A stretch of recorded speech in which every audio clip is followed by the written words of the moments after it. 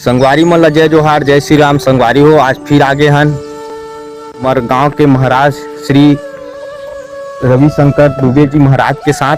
तो महाराज मोला ना ये जिंदगी में सुख और दुख के बारे में जानना रही महाराज, मतलब ये कहाँ प्राप्ति होते ये चीज के बारे में। जय श्री राम, जय जगन्नाथ।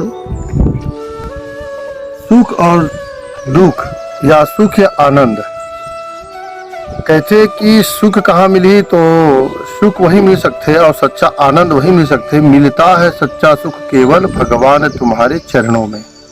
भगवान के चरण में ही सच्चा सुख के आनंद की प्राप्ति होते।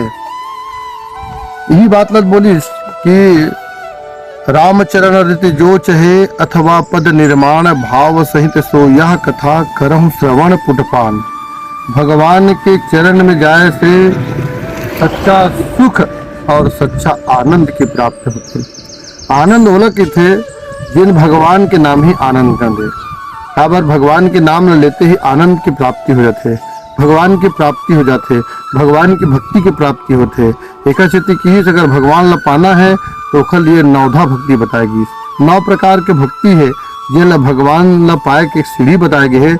रामचरितमानस में भी बाबा गोस्वामी तुलसीदास जी महाराज जी है, जब राम जी जब शबरी माँ से मुलाकात करे पर जब जाते तो उस समय में सबरी माल भी नौधा भक्ति बताई। प्रथम भगति संतन कर संगा, दूसर रति मम कथा प्रसंगा।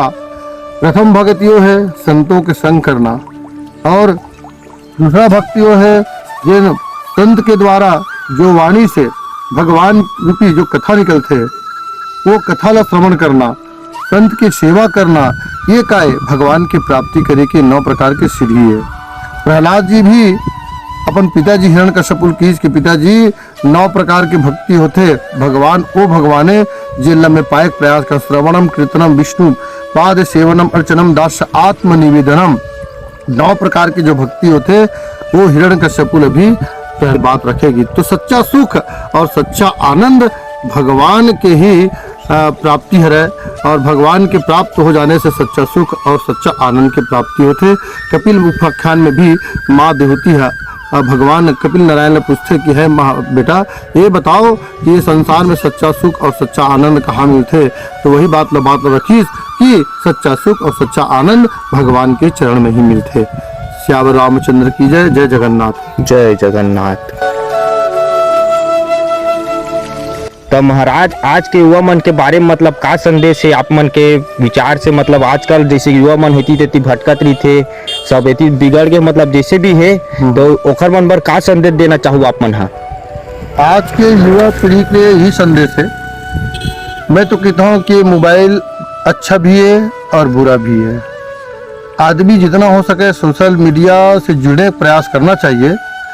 देखो सोशल मीडिया अच्छा भी है जो एक आदमी ऊपर स्तर पहुंचा जा सकते हैं, लेकिन यही मोबाइल नीचे भी गिरा सकते हैं।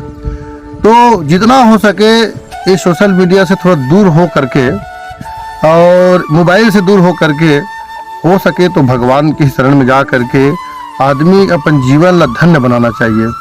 आज घर में रामायण तो है लेकिन रामायण ला पढ़ नहीं सकते, भागवत है लेकिन भागवत ला नहीं पढ़ सकते, गीता है घर में, वो गीता घर में भले है लेकिन अगरबत्ती खोद देते।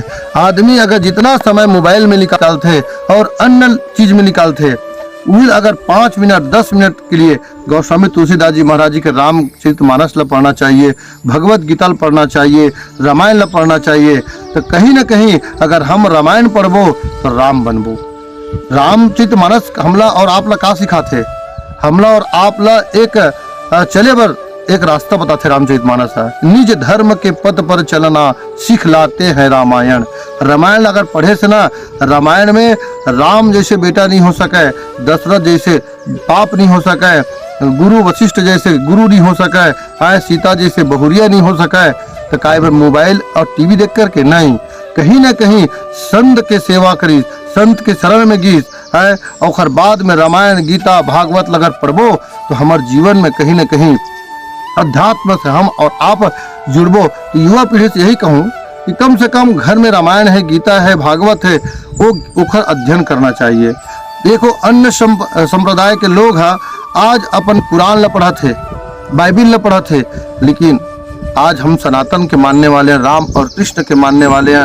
हमारे घर में रामायण है, हमारे पुरखा रामायण रखे है। वो रामायण में हम अगरबत्ती खो देथन, ये हंसी मजाक की बात नो है। कम से कम एक दोहल पढ़ना चाहिए। तो रामचरितमानस अगर हम एक दोहर रोज के रोज पढ़बो तो कहीं न कहीं हमार और आपके जीवन में राम जैसे चरित्र आ जाही।